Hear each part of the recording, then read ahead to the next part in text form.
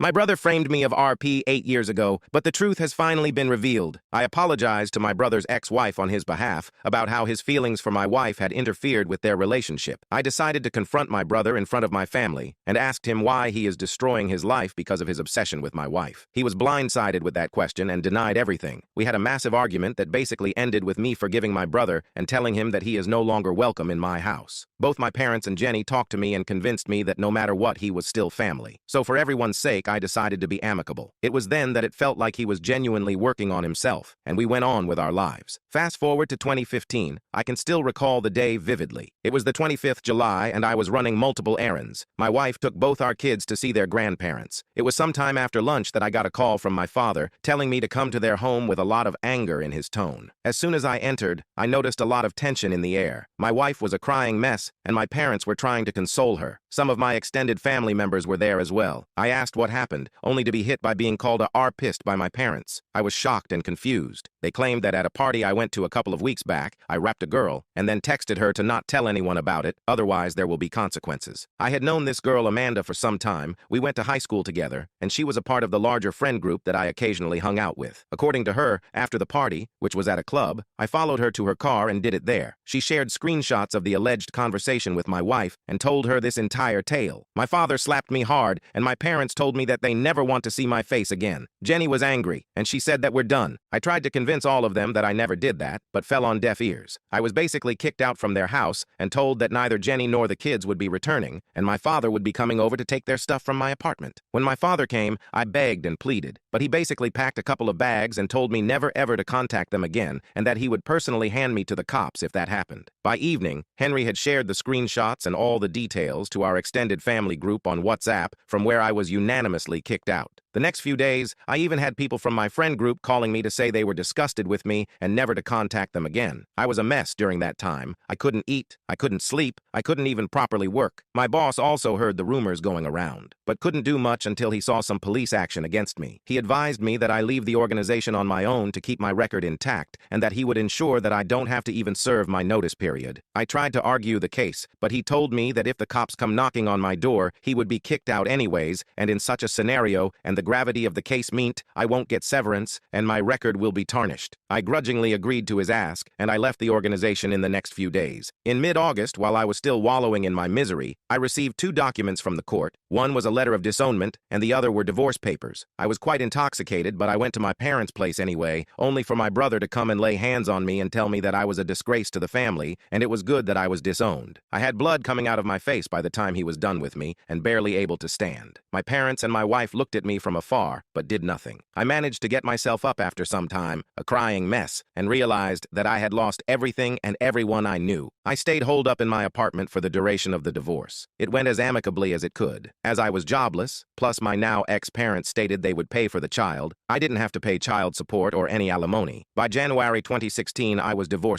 and trying to pick up the pieces that was once my life was hard. During this time, I also felt like confronting Amanda. But the more I thought about it, the more I realized it could have made matters worse for me. Due to the women-centric laws in my country, meant one phone call, and I would be looking at 5 to 6 years in jail. In February 2016, I got into a major accident and spent a good part of 5 weeks in recovery. The staff told me that they contacted my emergency number, which was still Jenny at that point, and she hung up and no one showed. Once I recovered, I realized that I had spent a good part of my savings and I needed to get back on my feet, if not for anything else, to have a roof over my head. However, I realized that I won't be able to do anything in the place I was at. So I sold all my furniture, paid my remaining dues for the rented accommodation, and decided to start from scratch in a different place. I moved to a city 2 hours away and tried to get a job, for some time but to no avail. I also used to drink myself silly, and thoughts of offing myself were recurring. Waking up after seeing a nightmare to a cold sweat almost became a norm. For 4 months, this went by, after which I ran into an old acquaintance, James, from college. We greeted each other and talked about our lives for a bit. I told him I was in the city looking for a job. He told me he had just quit and was planning on setting up a management consulting firm of his own. He then invited me to a drink later on, where after a lot of talking about our professional lives,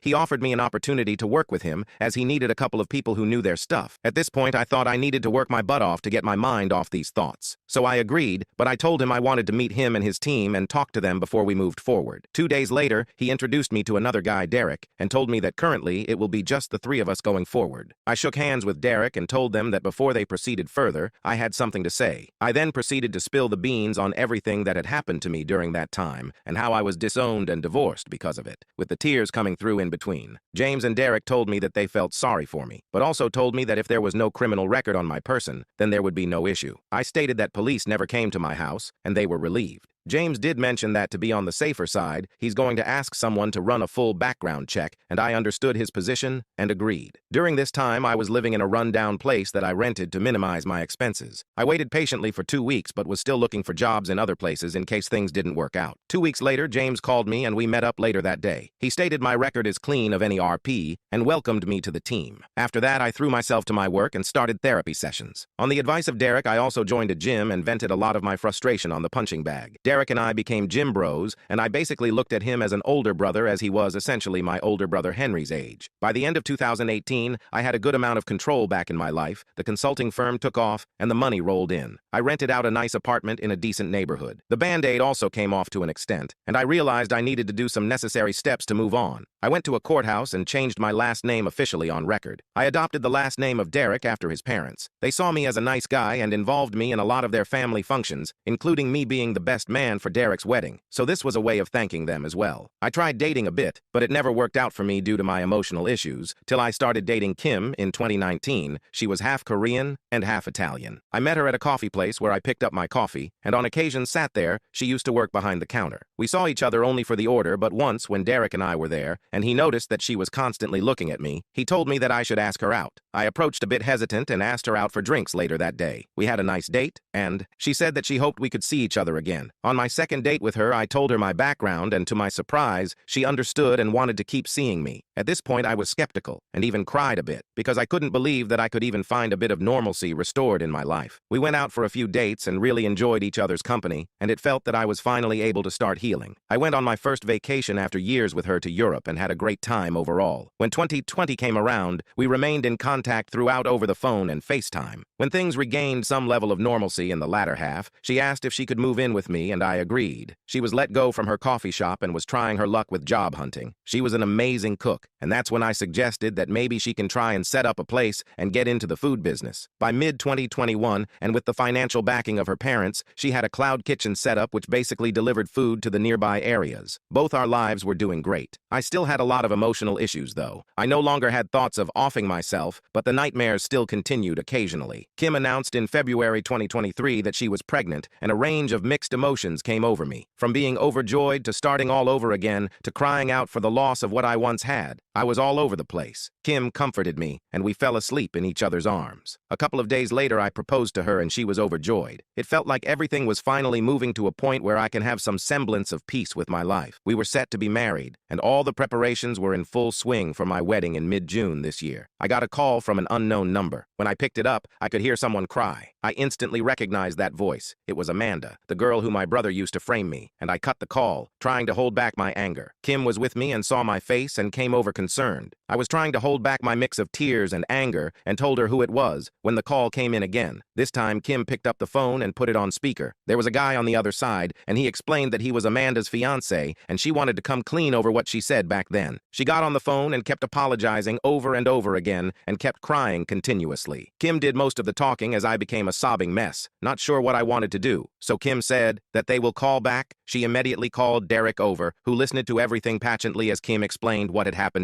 He gave me a hug and advised that we should set up a meeting at a lawyer's place with her confession so that it could help out in case of any future possible issues. I called up my lawyer and explained everything to him. He said he'll set up a meeting in his office and gave me a time and date. I called Amanda and told her that she needs to come over to my lawyer's office and we'll discuss it there. 3 days later, we met up at his office. Amanda looked half dead. With her expressions, her fiancé was the only person who was with her. My lawyer set up the meeting with a camera to record the entire meeting. I asked him to mediate, and I asked Kim to come with me. We sat across the room and she started to explain in detail what had happened back then. A lot of things were said and discussed, but here's the crux of it. She and my brother were dating back in 2015, but no one knew. He was the person behind the entire RP plan. She went along because she really loved him and would do anything for him. He got a new phone and stole my profile pic from my WhatsApp number back then, and they used it to create the fake screenshots by chatting back and forth with Amanda. I went from crying to filled with rage. I can honestly say that if it wasn't for Kim, I might have been charged with assault. Kim was pretty furious and worked up as well, partially due to the pregnancy, and she tore Amanda a new one with her verbal lashes. Though my lawyer tried to maintain things civil, it was clear that Kim was pretty ticked off. She went further to tell her fiancé if he still marries this human garbage, then he deserves what's coming to him. Fighting back anger and tears, I asked them, why are they coming out and telling it to me now? Her fiancé Mark came forward and explained. He said that they were pretty intoxicated a couple of weeks back, and she blurted out how she helped an ex destroy a marriage. That stuck with him, and after asking non-stop and pushing her, she finally came clean to him. It was then that he pushed her to own up to her mistakes if she wants peace in her life. Apparently, after she helped Henry, he started becoming cold and distant with her, and eventually broke off 6 months later. At that point, she felt terrible but was too scared to come clean, and spent a lot of time in therapy trying to work through her issues. After everything was laid out on the table, my lawyer stepped in and said, let's take a 30-minute break and meet back again. Amanda and Mark stepped out, and our lawyer discussed that if I want, he can go after her and my brother for defamation. The evidence available is more than enough for me to do what I want. I was feeling a lot of rage, but I decided I didn't want this to spoil the wedding, and whatever I wanted to do would have to wait till after everything was done. I told Amanda that I will be in contact with her, but for now, I don't want her telling anyone else. I didn't want any drama from my ex-family to impact my wedding. After that meeting, Kim hugged me and told me that she was right in trusting her guts, and now she feels like a weight had lifted off her shoulders. I shared her sentiment. We had a small wedding with both James and Derek being the best man, and a 3-week-long honeymoon covering Europe. It was an amazing time for both of us. Thankfully, I was able to work through what I had heard, and Derek too suggested that I should put this on the back of my mind. It didn't spoil the honeymoon too much, though the nightmares were coming in more frequently than before during that time, and Kim was always there to support me. I also had a discussion with my therapist, who told me that I will need to confront my ex-family sooner or later, if not for anything else, then for closure. After thinking a lot about all that had happened, I decided to reach out to Amanda in July and told her what she needed to do. I told her that I will be taking legal action based on her statement, but if she wants to not be screwed financially, she needs to follow what I told her next. She needed to talk to Jenny alone and explain to her everything she told us back in the lawyer's office. She was crying while listening to me and told me that Mark left her. I told her that I wish I could feel sorry for her, but I don't. Then stated that karma hits everyone hard. It hits her, and now it's coming for my brother. A couple of days later, I received a text. It was from my ex-wife, Jenny. In spite of being blocked, I had been sending her birthday wishes and wishes on both our daughter's birthday, as well as holiday greetings over text. This was the first message I received in 8 years. She basically asked if we could talk. I didn't want to be alone when I was having this conversation, so I told her I will call her in a few hours. I reached home and was with my GF Kim when the call took place. I could immediately hear Jenny sobbing uncontrollably for a while before she told me how sorry she was and how terrible she is feeling currently. I was somehow able to maintain my composure all this time. I told her that it hurt terribly knowing that she thought so little of me, that she so easily fell into my brother Henry's trap. I asked her about my girls. They said they are doing well, and then asked, when did she meet Amanda? She said she met her 2 days ago. It took a lot of time to process how wrong she was, and quickly she moved away from me. She immediately brought it to the attention of my ex-parents, and they were just as stunned. They all wanted to contact me, but she said she wants to connect first and apologize. I told her what she had done was beyond hurtful. I asked what had happened to the golden child. She stated that he's been kicked out of the house. I chuckled a bit. She told me she had married Henry a year after the divorce was finalized, as he was the one who supported her through this. And suddenly it all made sense. Looks like he never gotten over her. She told me that she has a daughter with him too. After the discussions, I basically told her what is going to happen, and a detail of what I wanted. I want her to reach out to all my former extended family so that they are aware what a piece of crap he is. Secondly, I am only looking to co-parent only my 2 girls, and that I do not have any intention to reconcile with her beyond what it takes to me having a relationship with my daughters. And third, I will text her the date and time when I want to meet my ex-parents, and I want to meet them in person. After that, I just hugged Kim, knowing she was pregnant, and her mood would have been all over the place. I kept my emotions in check, but I guess she was crying for the both of us, and we fell asleep on the bed. When I woke up next morning, my phone was shut off, and when I put it on charge, I noticed the barrage of messages that were coming through. I had over 50 missed calls and hundreds of messages. I was also added to the family group message, where every single one of them were apologizing. Over the next few days, I started getting messages from some of the friends who were apologizing for what had happened and how they jumped the gun on everything. The only reply I gave was to the family group that since I was disowned almost 8 years back, I was an outsider in this group and wished to remain so. Whether I forgive them or not would happen on my terms and my timeline and not theirs. I further told them not to add me back here and left the group. Some of the family members tried to call me out by messaging me that they were disappointed in my reaction, and I shut them down, saying they were not in a position to judge me after being so quick to assume what I did and to not contact me again unless I contact them first. A couple of weeks later, I called up Jenny and told her I want her to bring my girls over the weekend so I could meet them properly. Kim, being as adamant and feisty as she is, said she wants to meet her stepdaughters as well. We argued a lot. It was mostly me telling her that since she was pregnant, she needs to take care of herself, but she was pretty adamant, so I gave in. We met at a public park.